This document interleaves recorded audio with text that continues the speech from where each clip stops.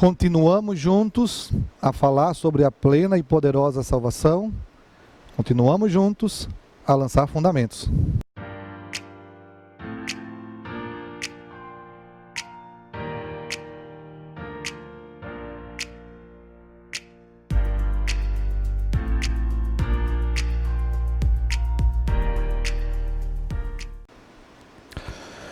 Nós vimos então um quadro que a palavra de Deus pinta sobre o homem sem Deus, e a partir desse quadro que a gente leu em Efésios capítulo 2, versículos 1, 2 e 3, a gente ouviu a necessidade, viu a necessidade da salvação, o porquê então da salvação.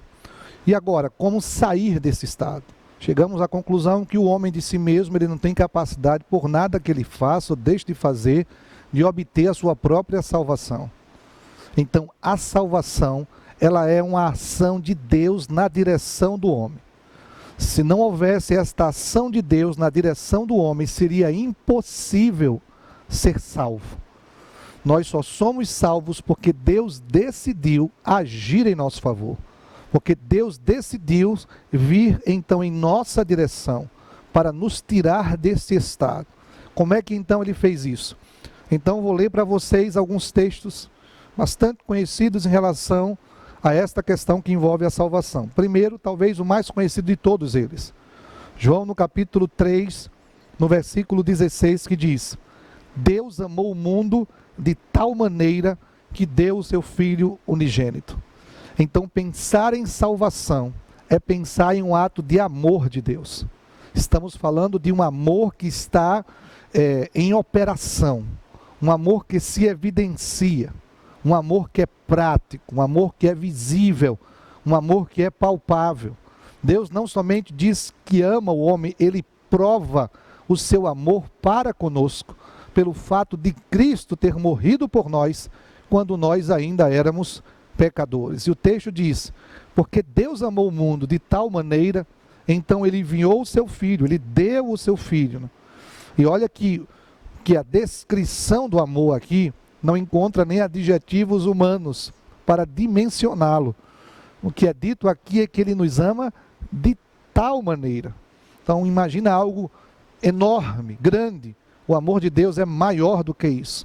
Ele nos ama de tal maneira a ponto de entregar o seu único Filho, para que todo aquele que nele crê não pereça, mas tenha a vida eterna.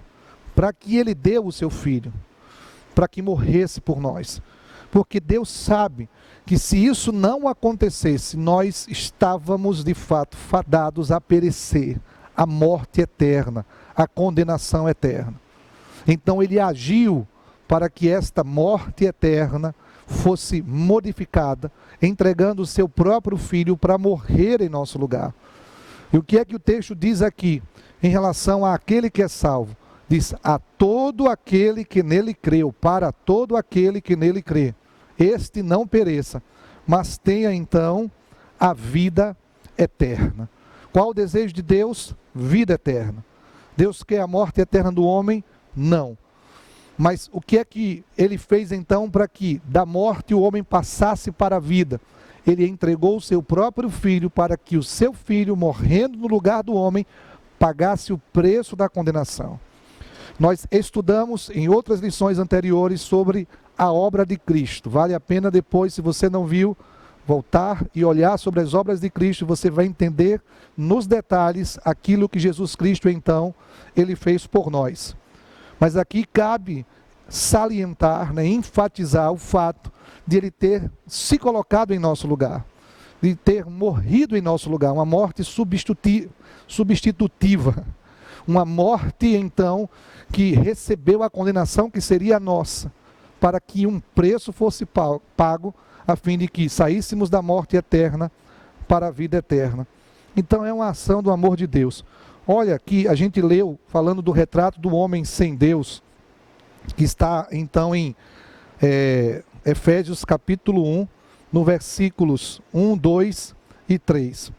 Mas a gente também tem em Efésios, o restante então do capítulo de Efésios. Primeiro ele pinta então esse quadro do homem sem Deus.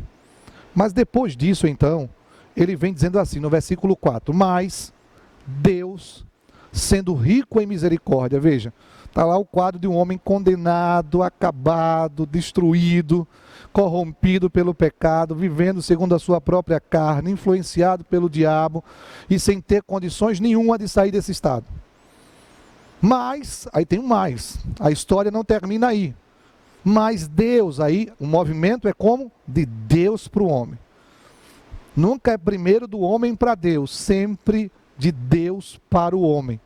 É Deus vindo na nossa direção para nos modificar, para nos mudar, para nos transformar, para nos reconciliar juntamente com Ele. Mas Deus, sendo rico em misericórdia, então é um ato de misericórdia. A salvação é uma expressão do amor de Deus. A salvação é um ato de misericórdia. Por causa do amor, do grande amor com que nos amou, estando nós mortos em nossos delitos, nos deu vida juntamente com Cristo. Aonde está a vida? Em Cristo. Quando nos unimos a Ele, recebemos vida. A vida foi dada em Cristo, por isso não há salvação fora de Cristo. Não há salvação nas obras, não há salvação na religião, não há salvação em promessas, não há salvação em santos, não há salvação em nada. A salvação está em Cristo. Quando nos unimos à pessoa de Jesus Cristo, aí sim nós recebemos a salvação. Diz o texto então, que estando nós mortos em nossos delitos, Ele nos deu vida juntamente com Cristo. E diz, pela graça sois salvos. Então salvação é uma expressão prática do amor de Deus por nós. Salvação é um ato de misericórdia de Deus em favor de um homem que estava vivendo em miséria espiritual. E salvação também é um ato de graça, é um favor que nós não merecíamos. Ninguém pode dizer, estando salvo, que mereceu receber a salvação de Deus. Foi um ato da graça de Deus, um favor que nós não merecíamos. Por conta desse amor, por conta desta misericórdia, Ele nos favoreceu quando nós não merecíamos este favorecimento. Você entende o quanto nós deveremos ser gratos a Deus por conta então da salvação que em Cristo nós recebemos? Porque não merecíamos, não tínhamos nada de bom em nós mesmos. Lembra do texto que eu li para você de Romanos 5, que diz que ele prova o seu amor para conosco pelo fato de Cristo ter morrido por nós quando nós ainda éramos pecadores. Então, nesse estado de pecado, e sendo inimigos de Deus, filhos da ira, Ele vai e se entrega por nós, Ele morre por nós. Por isso que o texto diz, pela graça sois salvos. Salvação é uma realidade, salvação é um ato único, né? A pessoa não vai sendo salvo, isso é santificação. Salvação se dá quando você recebe pela fé a obra que foi feita na cruz do Calvário a seu favor. E diz o versículo 6, e juntamente com Ele nos ressuscitou, e nos fez assentar nos lugares celestiais em Cristo Jesus. O verso 8 de Efésios 2 diz, porque pela graça sois salvos, mediante a fé. Então, como é que nós recebemos esta graça? Pela fé. É a fé que nos dá acesso a esta graça. Que fé é essa? A fé de que Jesus Cristo morreu por nós. A fé de que Ele pagou o preço pelos nossos pecados. A fé que Ele nos perdoa os pecados. A fé de que Ele pode cuidar de nós melhor do que nós mesmos. A fé que nos leva a estarmos submissos à sua vontade, ao seu senhorio. Pela graça sois salvos, mediante a fé. E diz o texto, isso não vem de vós, não é uma coisa nossa, não parte de nós. O movimento é de Deus em nossa direção, é dom de Deus. Deus nos deu um presente, a vida eterna é um presente que Deus nos dá. Nós não conquistamos um presente, a gente simplesmente ganha um presente. É algo que nos é dado. Então não fomos nós que fizemos nada, a gente não trabalhou para ganhar a vida eterna, a gente não trabalhou para receber a salvação. Foi a graça de Deus, o movimento do amor, da misericórdia e da graça. E tudo isso chegou até nós mediante a fé em Jesus Cristo, para que todo aquele que nele crê, não pereça, mas tenha a vida eterna. É dom de Deus. não de obras para que ninguém se glorie. Então não há obras envolvidas neste processo então de salvação. É dom de Deus, foi Deus quem nos deu, mediante a fé, a nossa fé na pessoa de Jesus Cristo. E por isso então nós somos salvos. Alguns outros textos que também falam sobre salvação, que são importantes. Um deles eu já citei para você, só trazendo a referência, que é Romanos 5,8, que diz que Deus prova o seu amor para conosco, pelo fato de Cristo ter morrido por nós, quando nós ainda éramos pecadores.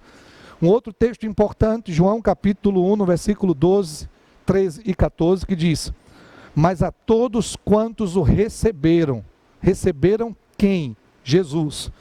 Por isso que a gente sempre diz, quando evangeliza alguém, você quer receber Jesus? Porque João está dizendo, a todos quantos o receberam, deu-lhes, o texto diz assim, em algumas versões, o poder, mas poderia também ser traduzido como deu-lhes o direito de serem feitos filhos de Deus. Então nos tornamos filhos de Deus pela fé em Jesus Cristo. A salvação nos coloca neste lugar de filiação, nos traz para a posição de filhos diante de Deus. Ele, com o seu grande amor com quem nos amou, quando nós recebemos então pela fé ao seu Filho, ele nos dá o direito de sermos chamados filhos de Deus. O caminho para a salvação é a pessoa de Jesus Cristo. Não há outro caminho, não há outra alternativa, existe apenas um único caminho. João capítulo 14, no versículo 6 está escrito: disse-lhe Jesus, eu sou o caminho, a verdade e a vida. Ninguém vem ao Pai, senão por mim.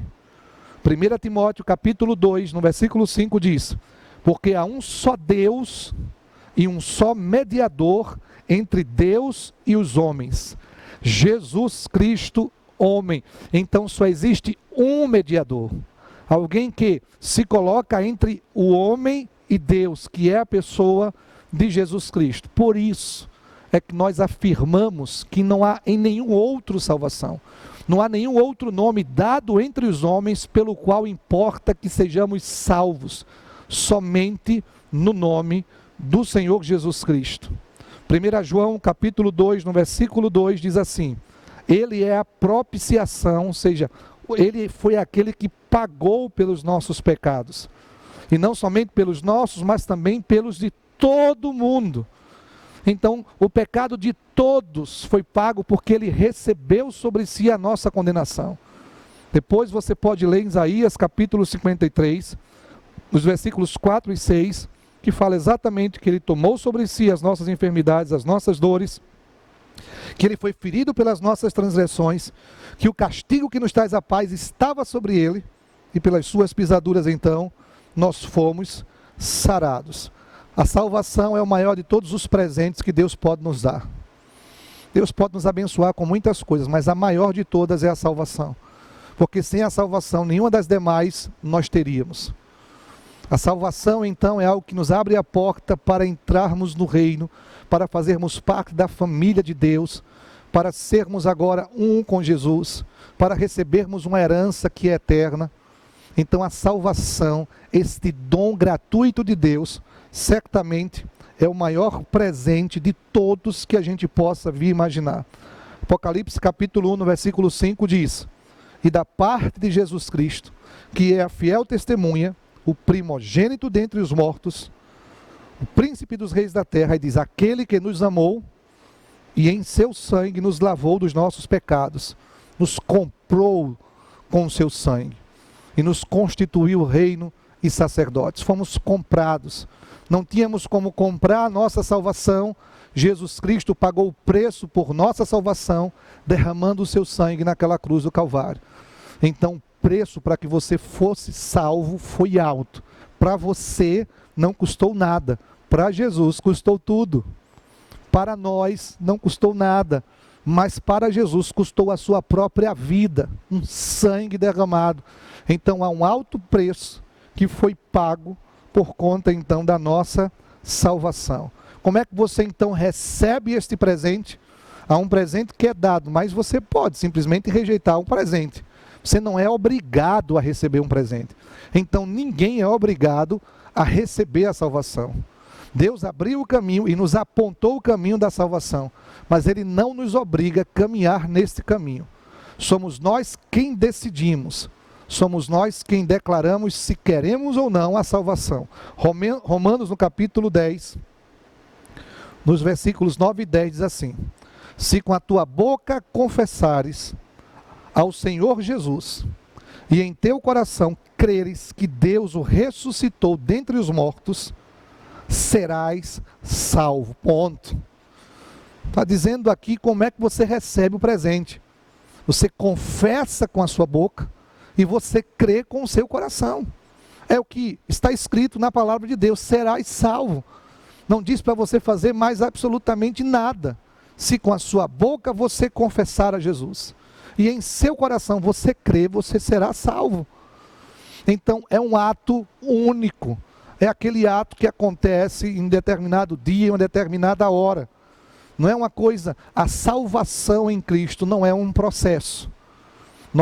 Há até uma expressão que a Bíblia usa dizendo assim: desenvolvei a vossa salvação. Mas você só consegue desenvolver o que você já tem. Você não desenvolve o que você não tem. Então a salvação já é sua. Há um processo de maturação, há um processo de aperfeiçoamento, há um processo que nós chamamos de santificação, que em outra ocasião a gente vai estudar sobre ele. Mas a salvação, ela acontece no dia em que você entrega a sua vida a Jesus. Quer dizer que quando você levanta a sua mão dizendo que quer Jesus, você está salvo? Depende do que aconteceu no seu coração. Levantar a mão não significa que você é salvo. Para você ser salvo, você precisa receber pela fé aquilo que Jesus fez. Tem que confessar com os lábios, tem que crer no coração. Romanos diz então: visto que com o coração se crê para a justiça, e com a boca se confessa a respeito da salvação. Então não é simplesmente a questão do levantar o braço. Atos capítulo 3, no versículo 19 diz: arrependei-vos, pois, e convertei-vos. A salvação, se a gente fosse fazer uma expressão matemática figurativa, arrependimento mais fé em Jesus igual a salvação. Arrependimento mais fé em Jesus igual a salvação. Então, quando o indivíduo é salvo, quando de verdade ele reconhece a sua condição pecadora, de que ele de si mesmo não pode se achegar a Deus, ele não tem nada para oferecer a Deus, ele não tem como pagar o preço por sua salvação, mas pela fé ele recebe aquilo que foi feito por ele. Então ele se arrepende dos seus pecados, ele confessa os seus pecados e pela fé então ele recebe a Jesus Cristo. Isso significa salvação. Isso pode acontecer quando o indivíduo levanta a mão numa igreja, isso pode acontecer em uma praça, numa rua, em casa, com alguém junto, sozinho. Cada pessoa tem a sua própria experiência de salvação. Mas uma coisa é certa: a salvação só alcança aquele que a recebe, aquele que decide pela salvação. Por mais lógico que pareça, você escolher a vida eterna em lugar da morte eterna, mas na prática nem sempre é assim que se vê. Infelizmente, muitos ainda decidem continuar vivendo sob a condenação do pecado, por terem uma série de ideias equivocadas acerca da salvação em Cristo Jesus. Porque muitos associam salvação a estar numa igreja, a participar de uma denominação, a uma série de não pode isso, não pode aquilo, e não tem nada a ver com isso. A salvação é um ato de amor de Deus, é um ato da misericórdia de Deus, é um ato da graça de Deus, recebida mediante a fé. É um dom de Deus, ela não vem de nós. Ela custou um preço alto para a pessoa de Jesus Cristo, que morreu em nosso lugar, recebeu a nossa condenação e pagou o preço para que os nossos pecados fossem perdoados. E a única coisa então que o Senhor pede de cada um de nós é que a gente possa confessá-lo com os nossos lábios e crer em nosso coração. Porque com o coração se acredita, se crê para a justiça, com a boca se confessa acerca da salvação. E isso então modifica a sua condição espiritual. A salvação muda a sua condição espiritual, de morte eterna para a vida eterna. Então a salvação é um grande dom de Deus. E nós deveríamos sempre manter um coração extremamente agradecido por tudo aquilo que Ele fez por nós, pelo grande preço que foi pago por nós. Assim como nós recebemos a salvação de graça, ela só será tirada de nós se nós também não a quisermos, se nós a rejeitarmos. Deus não impõe que a gente permaneça salvo se a gente não quiser permanecer salvo. A salvação é um dom de Deus, mas Ele respeita então o nosso livre-arbítrio de recebê-la. Que então a gente possa valorizar aquilo que foi feito, que façamos nós valer a pena todo o sacrifício que foi feito por nós. Então a salvação, ela muda, ela transforma, ela renova, ela restaura, ela faz nova todas as coisas. E há uma série de consequências que passam a acontecer na vida de quem é salvo. Mas sobre isso a gente fala em outras aulas. Beijo no seu coração, vamos em frente, pelo Rei e pelo reino inabalável.